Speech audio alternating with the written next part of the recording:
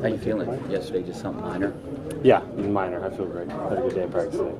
How's the finger? It sounds like you had it dislocated when you jammed it back in during the game. How's that doing? Oh, it feels a lot better. It's just one of those things that we've got to deal with for a couple weeks until it gets back to 100% form, whatever that looks like. But something I can deal with and manage for sure. Was that something you were dealing with throughout the game? Did it happen early or late? Yeah, it was like the 7th or 8th play of the game it happened. But you have so much adrenaline on game day that you can't really process how much pain you actually have until after the game's over. TJ, how unique is this Rams offense? I mean, they have a lot of skilled players. I know the running back situation is kind of up in the air. We don't know exactly who's going to be playing, but other than that, I mean, they like to run the ball, and when they're not running the ball, they have a lot of schematics to be able to kind of lead the ball in different directions, get it in the hands of their playmakers, and that's why they've been effective this year. Can they be one-dimensional at times, though? Is that an it's all opportunity for you guys? It's all if you make them one-dimensional. I mean, I would like to think you can make a team one-dimensional at times, but it doesn't matter if a team doesn't like to run the ball. If you don't stop the run, they're going to continue to do that. So it's on us to do that and not on them, I think. TJ,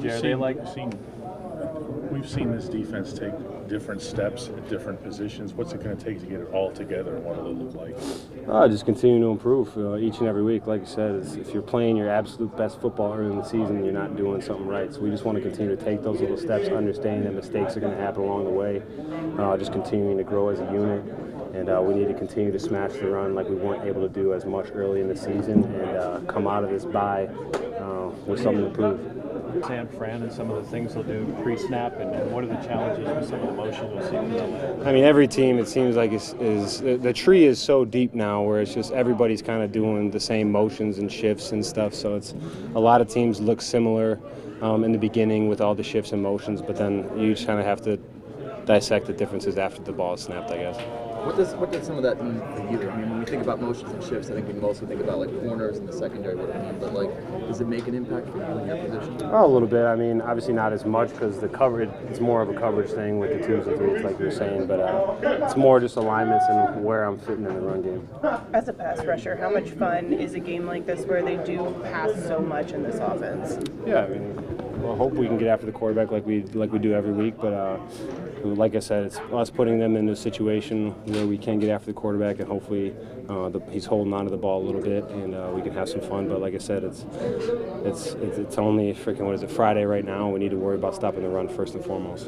And you don't have to go against Aaron Donald, but what kind of relationship do you have with him? How well do you know Aaron? I've seen him a couple times around here. I've said hello to him because I know that he always comes back here in the off seasons, and just respect the heck out of him and his game. And I mean, like Coach Tomlin said, I think 7-time first-team All-Pro, 3-time defensive player. He doesn't need an endorsement from any of us. He's a really good football player. Do you do anything different for these West Coast trips? Do you try to stay on East Coast time? I mean, how do you kind of regulate? Yeah, we stay on East Coast time the best that we possibly can, and try to get as much sleep and rest as possible, and try to get some sunlight when you're out there, and not just going from the hotel to the bus to the stadium, stuff like that. Is that something that you've talked about with guys that seems like teams tend to struggle when they have these trips, or that can be an added challenge, I guess, when you go west to east? I don't know. Everybody has to deal with it. So if you complain to someone, I mean, they have the same problems as you, so it doesn't really do any benefit. We're just both complaining to each other. So just trying to figure out, I mean, year 7 now, I figured out what works best for me, and I'm going to stick to it. Go back to some of these questions about your finger. I'm curious. I'm sure you played through a lot of crazy injuries. What's the worst thing that you had to tough out and play through? I don't know. Nothing comes to the top of my head. Like I said, a lot of the stuff is manageable. If you can, as long as I'm still able to play and not risk further injury, I'm going to try to do it. Have you ever popped a finger back in during a game before? No, like most of the time they go in back on their own, so you don't really have to do a lot of it yourself. It's like no big deal.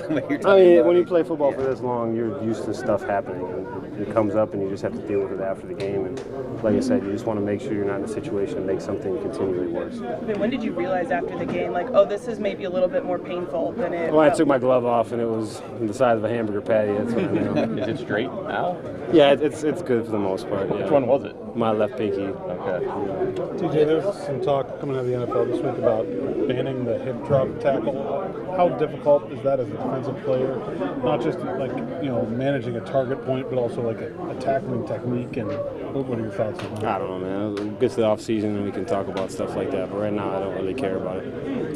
Thanks, TJ. I know that you guys can't control injuries, obviously, but how frustrating is it to have a teammate have a setback, especially late in the week when it seems like you're going to get him back and have the offense at full strength? It's tough. He just recently got back or whatever, and for him, things like that happen. But it's tough for the team.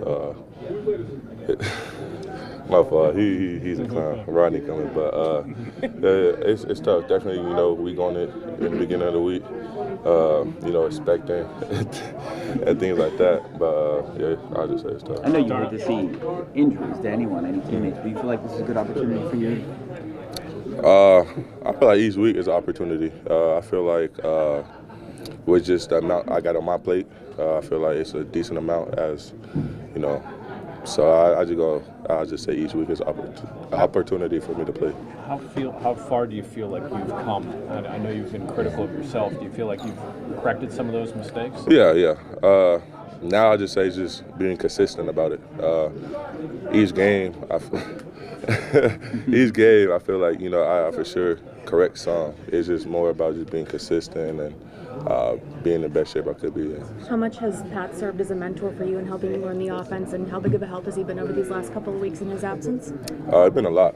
He helped a lot. Even when I first came here, even on draft night, he just called me and was just like, "Welcome to the team, welcome to the room," and things like that. So from camp until now, he still helped even when he's out and down.